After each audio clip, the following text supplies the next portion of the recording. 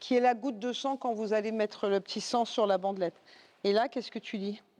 92 mg par litre. par litre. L'hypoglycémie, elle commence le manque de sucre En dessous de 0. en dessous de 0,6, enfin à 0,6 ou 0,60. Et là, c'est bon. Et là, 92, donc à ton avis? C'est bon. D'accord. Ce qui est important, c'est que tu marques l'heure. Ok, parce que ça varie. La capitaine Anne-Marie Brunier, infirmière sapeur-pompier de Nouméa, est à l'unité d'instruction et d'intervention de la sécurité civile de Koné depuis samedi. Elle forme actuellement le personnel au secours à la personne. Il s'agit là de savoir prendre le taux de glycémie dans le sang pour s'assurer, une fois sur le terrain, que la victime ne manque pas de sucre. En plus de ces remises à niveau, Anne-Marie en profite pour faire un état des lieux des risques concernant la charge de travail, le risque de déshydratation, l'évaluation des apports alimentaires du personnel et de l'hygiène. L'objectif, éviter les accidents de la route et permettre aux soldats du feu de tenir sur la durée.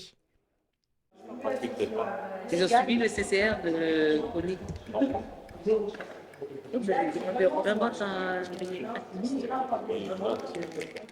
Ce soutien médical est gratuit pour toutes les communes du pays. Anne-Marie fait ainsi partie des 9 personnes venues de Nouméa en renfort depuis samedi, s'ajoutant aux 8 déjà présentes. 17 membres de la sécurité civile se relaient ainsi pour maîtriser et éteindre les derniers gros incendies.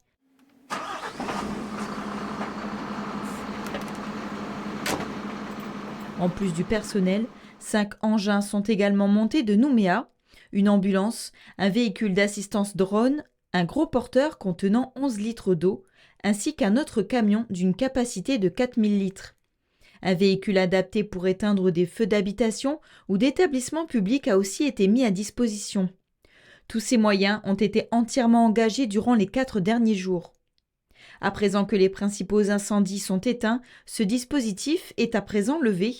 Néanmoins, en prévision des risques, à partir de vendredi, 6 pompiers militaires des Forts Misques prendront le relais pour renforcer les équipes de la sécurité civile durant cette période de forte sécheresse.